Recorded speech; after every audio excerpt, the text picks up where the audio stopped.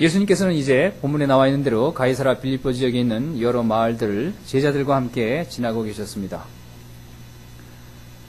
이 가이사라 빌립보 지역은 이 명칭이 보여주듯이 그 헤롯 안디바스의 관할 지역이 아니라 본봉왕 빌립의 영토에 속해 있었습니다.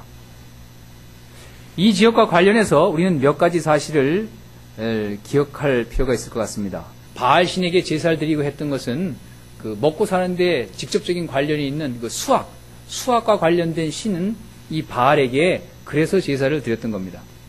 이 대리석으로 지은 신전은 로마 황제 시저를 신으로 모시기 위해 빌립이 세운 겁니다. 물론 이제 정치적인 이유에서 이렇게 했지만 물론 아첨이겠죠. 이렇듯 그 이방인의 이교의 성향이 강한 이 지역에서 베드로의 신앙 고백이 이루어지는 겁니다. 베드로는 그야말로 솔직히 얘기하면 집도 없이 떠도는 무명의 갈릴리 출신 목수인 예수님에게서 하나님의 아들을 본 겁니다.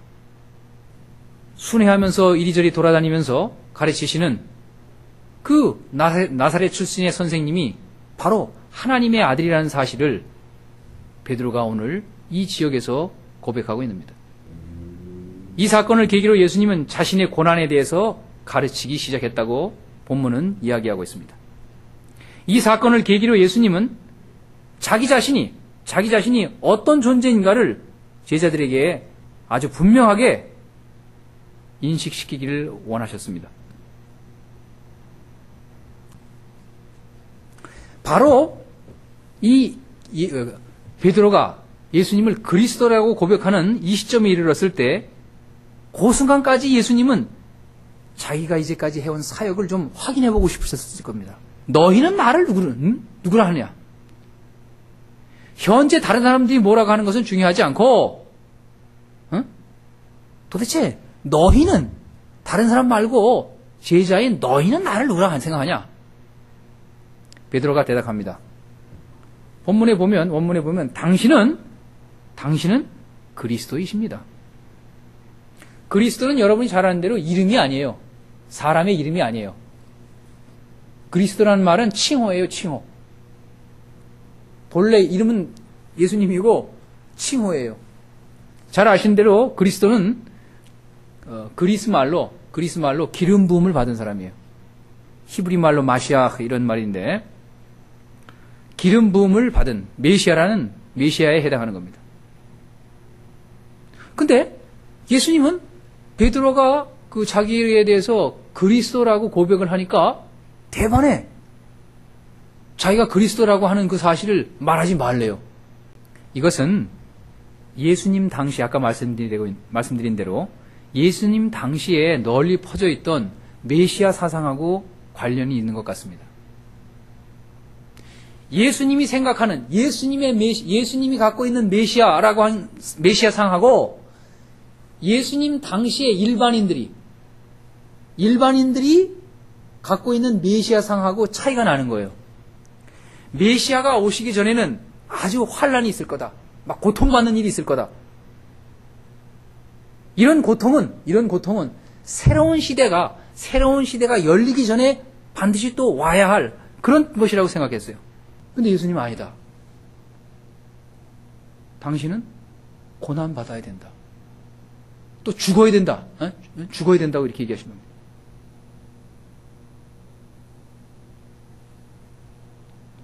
제자들을 아마 그 말 듣고 아마 기겁사합하려 했을 거예요. 뜨거워 했을 거예요. 이게 무슨 날벼락 같은 소리냐고.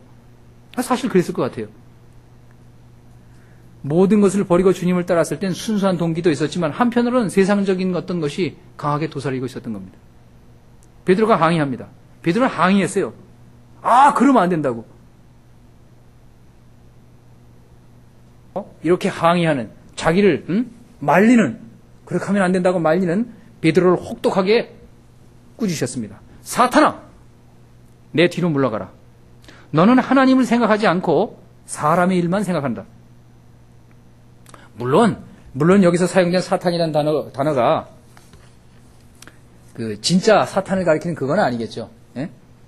그 대적한다는 나를 대적한다, 나를 잘못 이해한다는 그 대적자의 의미로 사용했을 겁니다.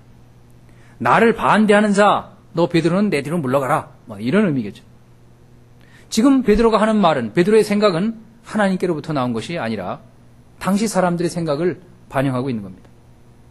그건 성령께서 주시는 올바른 생각이 아니었습니다. 지금 예수님은 자신의 제자들에게 그 당시 너희들 주변에 있는 사람들의 생각을 따르지 말라고 지금 경고하고 있는 겁니다. 나는 그런 사람이 아니다. 메시아는 그런 메시아가 아니다.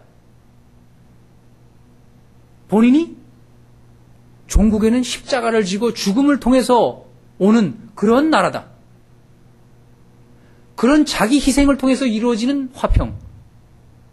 온 인류의 죄를 담당하고 내가 그것을 지고 죽어야만 이루어지는, 그것을 통해서 이루어지는 하나님 나라인 겁니다, 사실은.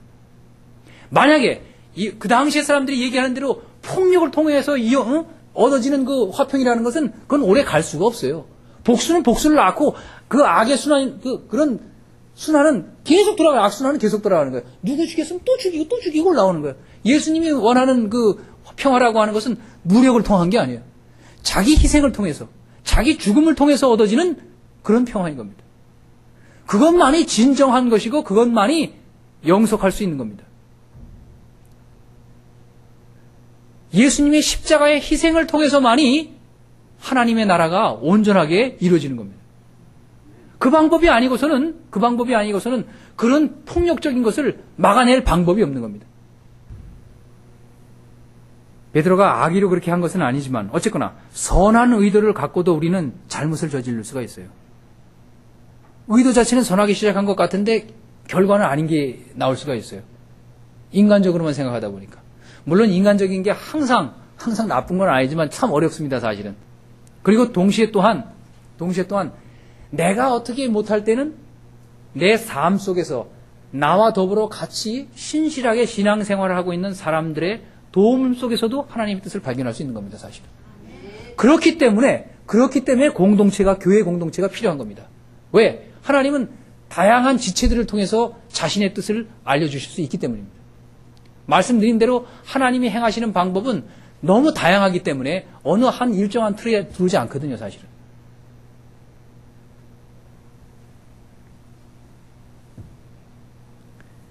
제자들이 예수님을 따른 것이 순수한 의도도 있었지만 세속적인 의도도 있었을 겁니다. 이제 예수님은 그러한 순수하지 못했던 잘못된 메시아관을 버리라고 제자들에게 요청하고 있습니다.